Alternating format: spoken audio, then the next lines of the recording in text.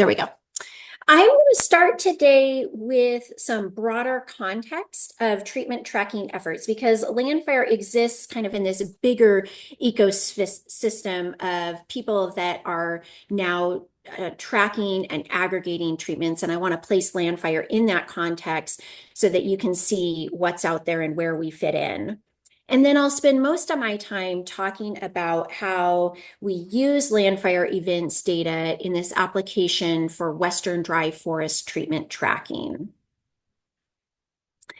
The efforts that I want to talk about today that aggregate treatment data are LANDFIRE Events, National Fuels Treatment Explorer, and the Treatment Wildfire Interagency Geodatabase. The reason I'm focusing on these three is that they aggregate treatments at a national scale, and then they serve that data up publicly. So that's what makes them special, is that they make this information publicly available. And when I'm talking about these data today, I'm focusing on the treatment data they gather. Each of these also gather and serve up wildfire information, but I'll just be focusing on the treatments. My take-home message with this slide is that these efforts are pulling from more or less the same data sources, with the exception of LANDFIRE Events, which pulls some local and private level data. But once they've gathered that data, stuff starts to change. So this is where I want to dig into just a little bit of detail about each of these programs to help people understand why users might want to use one data set versus the other. LANDFIRE Events is a product that's created by the LANDFIRE program in an effort to map vegetation change. But because we're mapping vegetation change and gathering all these treatments, we also serve up the treatment data. Because we're interested in what's changing vegetation on the landscape, we gather all treatment types that are available. And then we create kind of an all lands database. And I put all lands in quotes because there's a lot of places where data are not publicly available, or maybe private lands where people don't want their treatment data published. But we make an effort to gather as much data across all land ownerships as we can. And I think our sweet spot for users is just delivering this great analysis-ready, rich data set. TWIG, on the other hand, has a little bit more of a focus on treatment effectiveness. They gather hazardous fuel and other fuel treatments.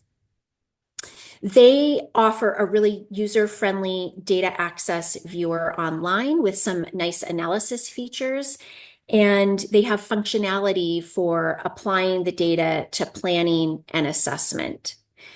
Now, National Fuels, I don't have as much information on here, but I'll just say from my perspective as a user and what I've seen in their beta release online, they appear to have some really great functionality for treatment visualization and summarization, as well as tracking funding. In the case study that I'm going to transition into now, we chose to use LANDFIRE Events. At the time that we started, we actually didn't really have the choice to use TWIG or National Fuels because they weren't available yet. But even if we were going to do it again today, I think we would probably use Events because of its all lands feature. Okay, switching gears here now into our case study. This is some work that I've been involved in with Nature Conservancy colleagues, where we're looking at Western dry forest treatment tracking. And the work is based out of what the Nature Conservancy calls its Western Dry Forest and Fire Program. And this is an effort where we're working in partnership with other land managers across the 11 Western states to restore dry forest conditions and reduce wildfire severity. The map that I have here and all the colored polygons on it are showing areas where we're focusing our efforts. And those efforts are going to look different in different landscapes. So for example, we work with collaborative groups in some areas, such as the Forest Restoration Initiative in Arizona. We have prescribed fire crews that work with the Forest Service to implement prescribed burns. In other places, we're working under shared stewardship agreements on national forest lands. Sometimes we have policy and funding work that we're doing. And then in a few areas, we actually own land and we're doing dry forest restoration on those lands. So the goal of the effort that I'm going to talk about today at a high level was to understand where we're doing treatments in dry forests that support our goals of forest restoration and reducing wildfire severity. And then I'll share brief results from kind of a bigger question that we had with this analysis, which is where have we done enough treatment in dry forests to reduce wildfire severity across a broader landscape? And that question is rooted in a couple of big ideas, which I will just skim the surface of here. One big idea is that treatments don't last forever. And the research in this area suggests that treatments might be effective at reducing wildfire severity in dry conifer forests in the West for somewhere between 10 to 20 years. And after that time, they're not as effective. The other big idea that you might be familiar with just observationally on the ground is that treatments can have an effect outside of the treatment footprint.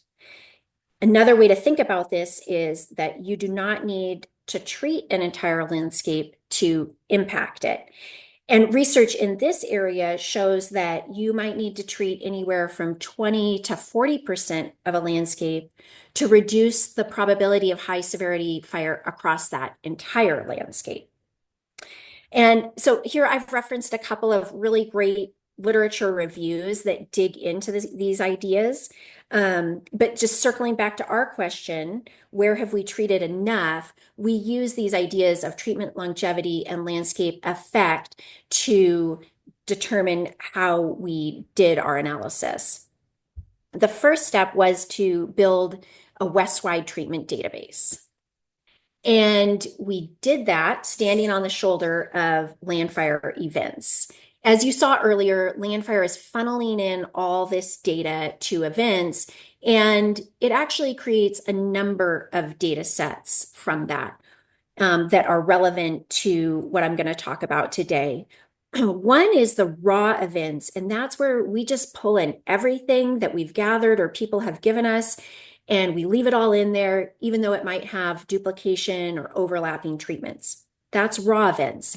Then we clean that up and create model-ready events, which has one treatment per location per year, and it's very clean and user-friendly.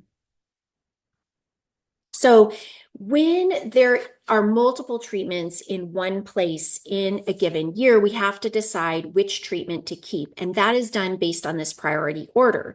So treatments higher in the table will take precedence over anything below them. Now, for the work that I did with the Western Dry Forest and Fire program, we were interested in just a subset of the treatments highlighted here in yellow. And what we found is that if we just use the LANDFIRE model ready events, we were sometimes missing prescribed fires. For example, you could have a lop and scatter in the spring of the year, followed by a prescribed broadcast burn later in the fall. And in model ready events, the only thing that would show up would be that lop and scatter because it takes priority over prescribed fire. Now, as you know, prescribed fire is a very important treatment in these dry forests, and so we did not want to lose that information. What we did then is we took the non-fire treatments from the model-ready data, and we pulled prescribed fire from the raw events data. Now, we took all prescribed fire events, but we were selective about the type of non-fire treatments that we included in our treatment database. We used what's called the event subtype. That's an attribute within the model-ready events. And we decided to exclude or keep events based on what we thought was consistent with our goals of reducing fire severity and forest restoration. And there are hundreds of these event subtypes. I'm just offering a few examples here to give you a flavor for what we kept in our analysis and what we excluded. So with harvesting, we might keep a wildlife habitat type of harvest, but we would exclude a sanitation cut. For thinning, we excluded things that talked about overstory removal. And we also excluded mechanical treatments such as chaining, but we kept in chipping of activity fuels. Our next step was to add in local data sets where we could. We went to a representative within the Nature Conservancy for each of the 11 Western states, and we said, hey, do you have any data that you can add to supplement LANDFIRE events? And 2 states said, yeah, we've got some data you can add. Those states were Oregon and Washington. And here I'm just showing you where we added data in Southwest Oregon. The blue polygons on the map on the right show where local data was added to LANDFIRE events. And as a side note, the LANDFIRE Reference Database Manager has already reached out to the local contact here, and we're hopeful that these local data will be included in the next round of LANDFIRE events. Okay, so our methodology was pretty simple. We aggregated all our data sources. We selected those treatments of interest for a 20-year time span across 11 Western states, and we standardized the classification of the treatments. Then to get at our bigger question of where have we treated enough, we summed the total treatment footprint within fireshed project areas. And fireshed project areas are a unit, it's a layer available west-wide, and each of these fire sheds the project areas are about 10,000 hectares. And so it's a nice unit for summarizing information that's relevant to fire and fuels. This is the look at the treatment data. Most of these treatments are pretty small, so it's kind of hard to show it at the scale of the West. But this is what it looks like if you map it all. Our database includes up to 1 prescribed fire and 1 non-fire event per location per year. Zooming in a little bit, I think what's really interesting here is that you can start to look at treatment history. And this is an area just west of Bend, Oregon, where I live, where the Forest Service has really knocked it out of the park in terms of doing great restoration and fire severity type reduction work west of town, both to restore forest conditions, but to protect the community that's right adjacent to the Deschutes National Forest here. So you start to see this layering on of treatments that's happened over the last 20 years. And if you look here, this area that I'm kind of circling with my cursor, you see purple, which represents the overlap of prescribed fire and mechanical treatment. And then the green dots represent thinning. So this is an area where the Forest Service has done multiple entries. They went in and they thinned, then they probably did a mastication, and then they went back and did a broadcast burn to clean up those activity fuels. Okay, now getting to our big question, where have we done enough treatment to reduce fire severity across a broader landscape? On this map, you're seeing kind of a draft answer to that question. The royal blue fireshed polygons, these are fireshed project areas, are areas where we have treated greater than 40% of the project area in the last 15 years. So I summarized the data from 2009 to 2023. That's based on that idea that a treatment might last between 10 and 20 years. So I just took the middle and said, let's look at treatments in the last 15. So we think in these fire sheds highlighted in the royal blue that the probability of high severity wildfire might be reduced because we've treated a sufficient amount within that project area in the last 15 years. Gray project areas here are areas that we did not evaluate, and that's because they had less than 500 hectares of vegetation in frequent fire regimes. And so you're seeing areas that are kind of too wet, up on the Olympic Peninsula and areas that are too dry to burn very often in the Great Basin. And so we excluded those from this particular analysis. Also note here that this is ongoing work.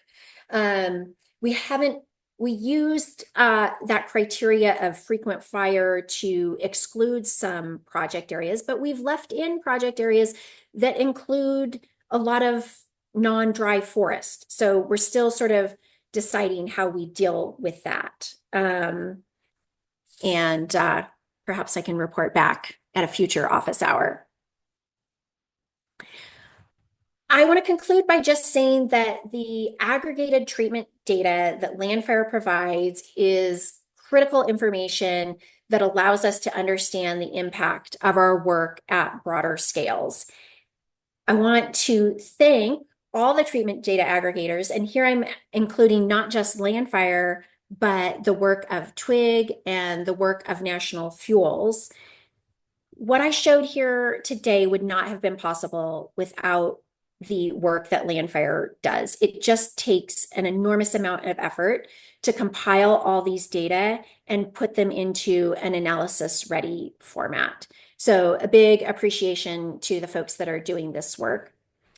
I will end with my call to action, which is submit your treatment data. You can submit treatment data to LANDFIRE. There's information about that on our website, and then we can include that in the events data if you choose to share it publicly so that it can be available for others who are working in this space. We can move now into discussion. But before we do that, I just want to mention that we have a couple other folks here in the audience who can really support this discussion and perhaps answer questions. Brenda Lundberg from the LANDFIRE Reference Database team is here, and she really is the master of all things LANDFIRE events and can answer questions about that. I think we might have some folks from LANDFIRE leadership. And then Aaron, Henry's is that here. a yes? Yeah. Okay, wonderful. And then also Aaron Kimple is here from the Southwest Ecological Research Institute, and he is leading the development of the TWIG data that I shared, and he agreed to be available for questions if anybody has questions about that TWIG program. So with that, I think maybe I'll stop sharing and we can open up for discussion. Maybe while we wait, while people think about questions, I will share one more time. And let's see if I can get out of the PowerPoint. Here on the LANDFIRE website, if you go to reference data, there is a link for contributing data. And this is how you would submit events to LANDFIRE if you wanted. If you had treatment data that you wanted to share, you can share it here. Hi, everybody. I'm in Michigan, and across the east, we have tons of disturbance as well. We have a lot of treatments and other management actions.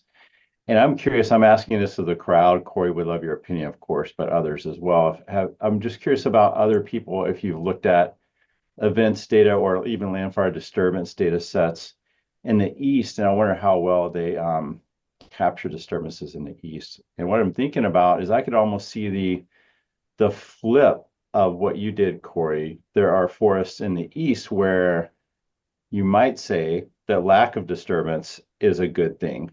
Maybe, you know, in for ecosystems that are not so disturbance driven. So I was just curious if people have reactions on that. And Kori, if you do as well, we'd love to hear that. Yeah, I could start while other people think, but just based on our experience in the West, we went to each of the 11 Western states and we had a representative from the Nature Conservancy that worked in that area. And we asked them to review events data with us.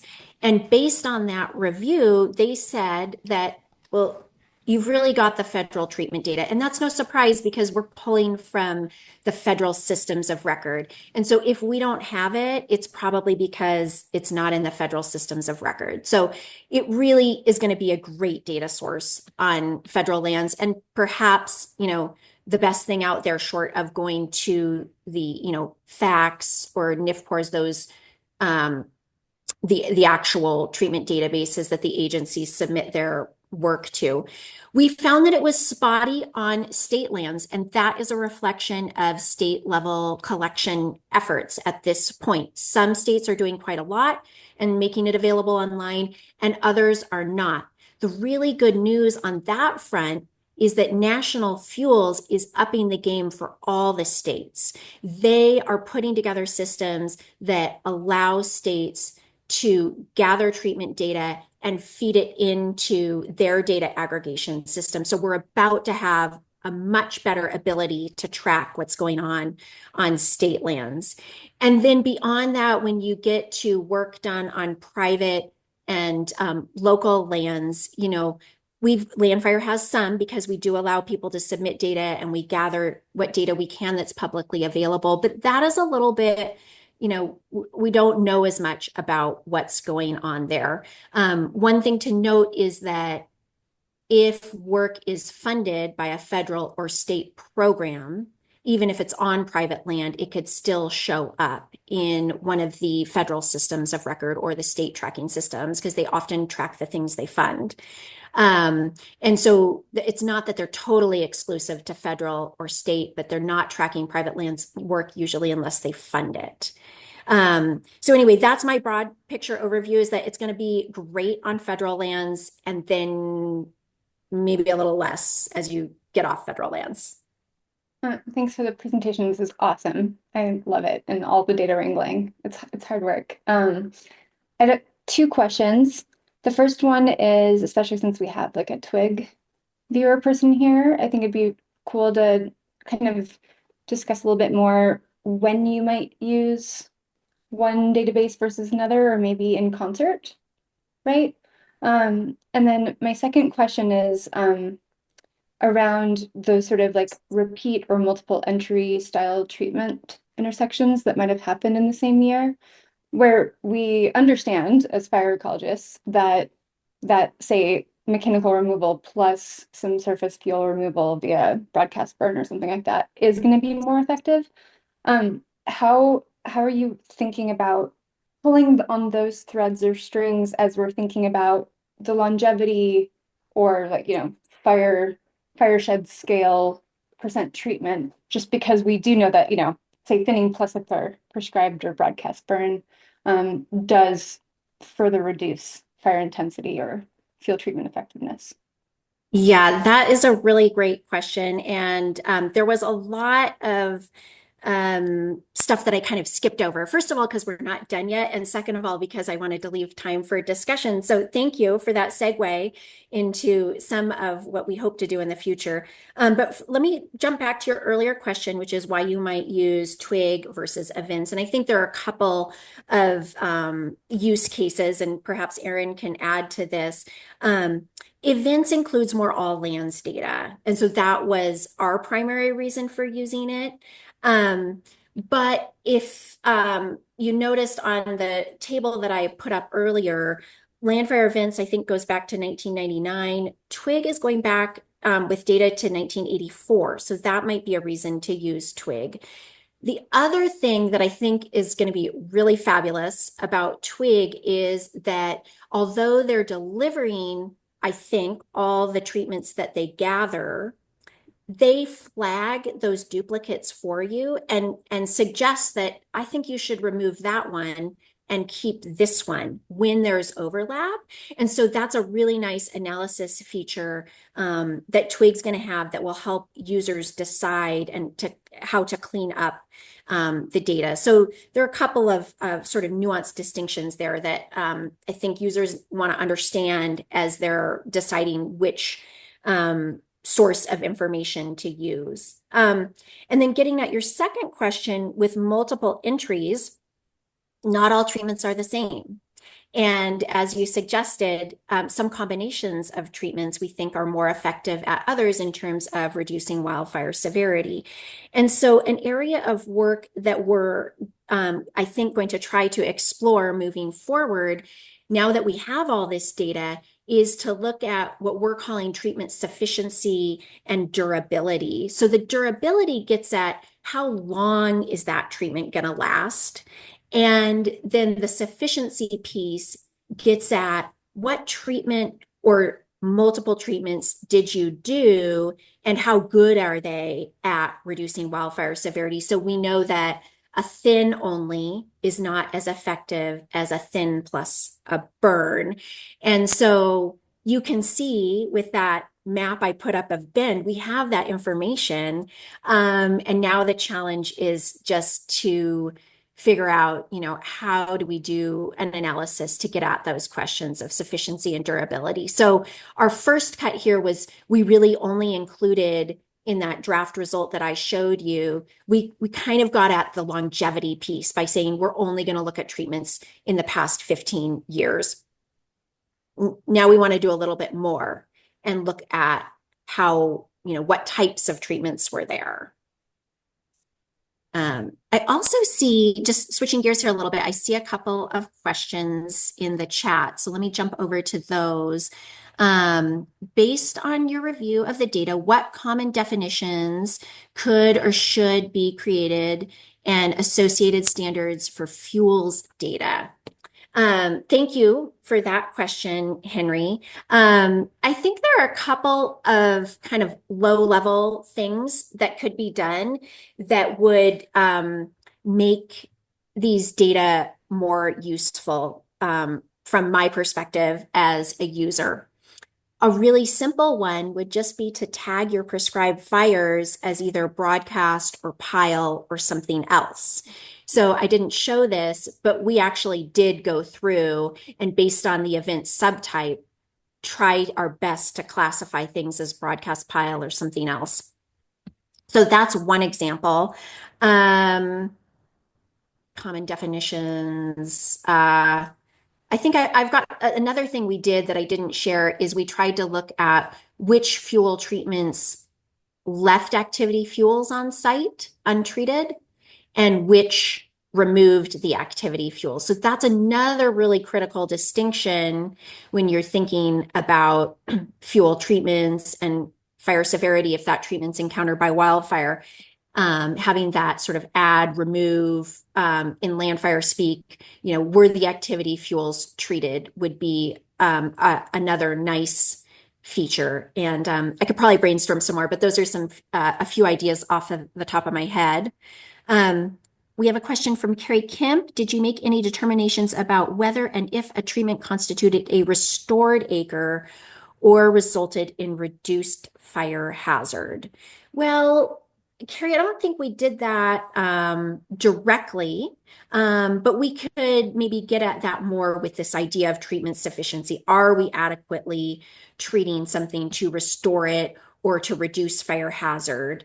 We are looking at incorporating a measure of vegetation departure so that we can see in terms of the structure, the cover and height of the vegetation, are we getting towards a more restored condition? So that's one aspect of this work that we want to build out in the future. And then I guess indirectly we are getting at, we're sort of reducing, we think we're reducing fire severity with the combination of treatments over that 15-year time period. So kind of indirectly we're getting at that. Oh, thank you. I appreciate that. I think Kori covered it well. I think TWIG and LANDFIRE can work in concert with one another very easily. I think one of the things that we do with TWIG is make data very easily accessible and downloadable. So you can go to your area of interest, you can identify what what you want to understand within that area, and then you can download that and incorporate it into whatever statistical tools you want to use or methodology you want to use for assessing that. At the same time, though, I think when we talk about treatment areas, we often get polygons from FACTS and from NIFPORs, now IFPERS, and we get a description in there of what type of activity might have occurred. What LANDFIRE does really well is assess where within that polygon things may have happened and where they may not have, given the disturbance data. And so we actually have incorporated into TWIG that disturbance layer. So we are already working with LANDFIRE and the things that it offers. Thanks. Yeah, thanks for that, Erin. Hey, there was a question from Michaela. Is the aggregated fuel treatment database that has been created available for use? So the one that I created for this case study that I shared, we have not made publicly available. And I don't know what the plan for that is. Probably we would share it. And I tried to create a repeatable workflow. So I'd be happy to share my workflow and some of the code used to, for example, query LANDFIRE events. So Michaela, feel free to reach out to me. We can discuss that if you'd like more information. And we'll see in the future how this develops and if we publish it online. Okay. Sorry, Henry, I did not catch much of that, but I think I understand that within the Department of Interior, they already are tracking effectiveness duration. So that's really interesting. I was not aware of that. And maybe I'll look more into that and perhaps you'd be willing to share more in the chat because I'm sorry, I'm having trouble with the audio. I see a question from Richard. I noticed on one of your slides, it indicates that you ignored timber management and fire events in the White Mountains and San Carlos Reservation in Arizona. Lots of great work ongoing in these areas. So for our analysis, we included certain types of timber management, and we included all prescribed fire events.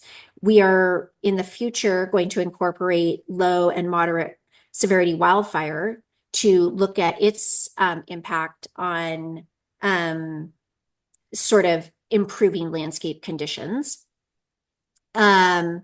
So anyway, Richard, if you wanted to maybe add some clarification here, I'm not quite sure what you're talking about with in Arizona, but perhaps there's an area where we were lacking treatment data, and that is certainly the case. We tried to get an all lands data set, but we know there are areas where we're lacking information. And so I'll just put that plug out again. If you've got data to share, LANDFIRE will take it. Kori, well, Richard, hopefully, yeah, feel free to jump in, Richard. Kori, I was also wondering if I may have missed this, if you filtered ecosystems, so maybe there are areas in the White Mountains or San Carlos that had other ecosystems where you were not tracking events. Okay, yeah, Could good that be point. the case? Yeah, so well, the treatment database itself, we did not try to exclude any ecosystems. We only picked treatments that we thought were meeting our goals broadly, but we didn't exclude any ecosystem types. But where we did exclude types is what I showed at the end with that map of fireshed project areas and where we had treated a sufficient amount. And the areas that I grayed out there were areas that didn't have a frequent fire regime according to LANDFIRE's fire regime group map. And we did that to try to exclude areas where it might not be appropriate to assume that high severity fire, that you want to limit high severity fire, and there are also areas where you're not going to have dry forest. And so that's why those got excluded from that particular result. They are maintained in the treatment database, though, if we have treatments there. Really good discussion. I missed a question up here from Ayana. Have you done prescribed burns in Colorado? Let's see. If yes, and where. I imagine the question is about if those have been part of the database. So I'm not sure if you need more clarification on that. Is the question, did we include prescribed fire in Colorado? I think that's what I'm. Okay. The answer would be yes. We included all prescribed fire that was present in the raw LANDFIRE events data. And so that would be pretty complete information for federal lands and maybe a little bit more patchy once you get outside of there because we don't have as much in the way of treatment tracking off of federal lands. And that applies not just to Colorado, but really everywhere in the country. Yeah, I'm Brenda Lumberg. I'm the LANDFIRE Reference Data Administrator. And yes, we are definitely interested in any data you'd like to submit to us. We do put out a yearly data call. you can contact me and I can put you on our data call contact list, and you can get our data call letter on a yearly basis. It will remind you to submit data. And yeah, the more data we have, the better we can make our products. So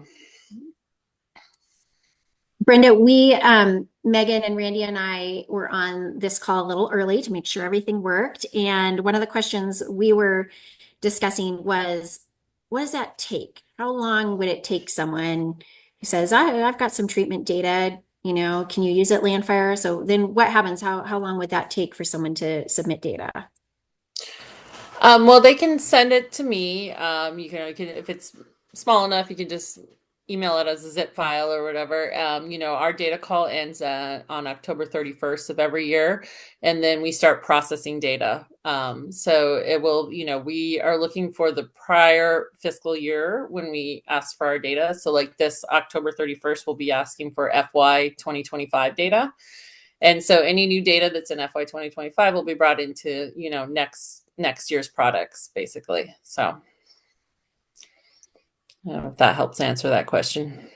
Yeah, so people can just email it if Yeah, it's yeah, small I'll put enough. my email in the chat here so you can get a hold of me. Okay, all right. Yeah, great. And so also, do I understand correctly that LANDFIRE will deliver a new version of events that will include data through 2024 this fall? Is that Yes, that right? is correct. Yeah. Okay. So for our analysis, that's the reason our analysis time period ends in 2023, because that's the data that were available in LANDFIRE events. And then in the future, we hope to update the analysis, bringing in new data every year to determine, where we're making progress towards our goals across the landscape. Oh, and Brenda, you've got another question here in the chat from Henry. What are the biggest things that folks could do to make the data contribution more useful? Giving us a lot of detail about, I guess giving us a proper amount of detail about what type of treatment happened there. This year we did start breaking out things into mechanical add, mechanical remove, and mechanical unknown. So that's kind of a new step for us.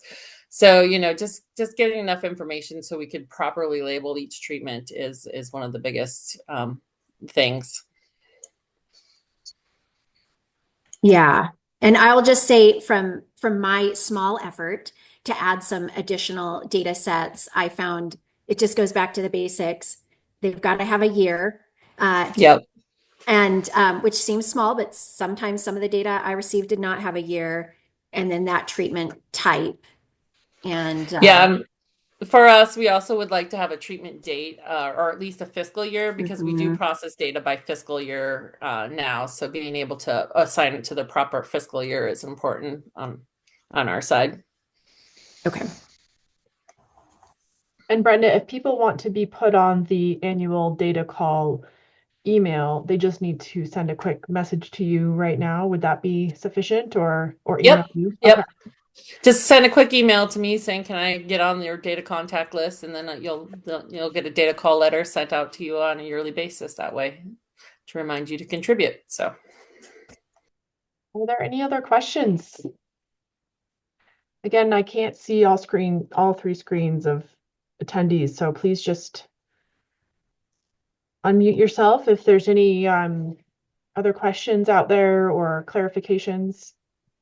Megan, this is Lizak Powa. I do have a question. Yeah. Kori, thank you for your great presentation. And I was really curious about the part of your presentation where you say it's you only need to treat a percentage of the landscape to get the impacts. Can you delve a little bit more on that? Were there patterns that you saw or picked up as far as geography, location, slope, any of that seemed to sort of emerge as a pattern for a greater impact as you increased your percentages? Thanks. Yeah, super question.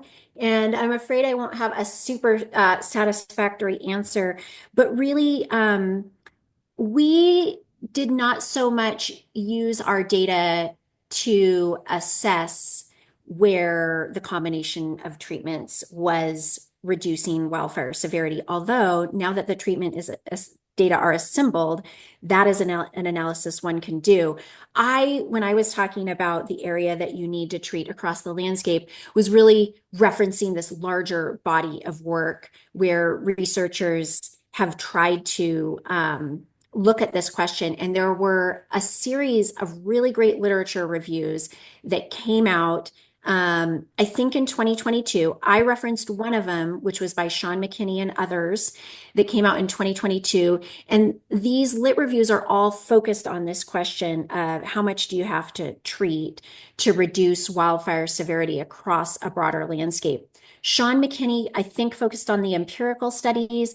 And then there was another publication by Ott and others that I think looked at the simulation studies, because a lot of this work is done in a simulation environment because it's easier to control. And I think there's a couple others. So if you look up the Sean McKinney et al. 2022, he probably references Ott as well as the other lit reviews that were done kind of in this series, and they summarize this body of research. And it's very much a work in progress. And as you suggest, there are a lot of complicated factors that could impact how much of the landscape you have to treat. Great. Thanks, Kori. Yeah, Megan put the McKinney paper in the chat. So thank you, Megan, for doing that. Yeah, Brenda, I see you're coming off mute. I'll just read Angela's question here. Brenda, can you provide a little more info on the new mechanical add remove categories? Yeah, I sure can. So we used to have just an other mechanical category, and we've now broken that out into mechanical add, mechanical remove, and we have kept a mechanical unknown category because sometimes we don't have enough information to call it an add or remove. And so, some treatments like lop and scatter, for example, would be a mechanical add because you're, putting the fuels on the ground, but, some other things might be a mechanical remove. So, we've gone through our list and detailed which ones go to mechanical add and mechanical remove when we crosswalk treatments we get in from folks, and we try and put them in one of those categories. And if we can't fit them into one of those categories, like I said, we do have a default mechanical unknown category too. And that'll be coming out with the 2024 data.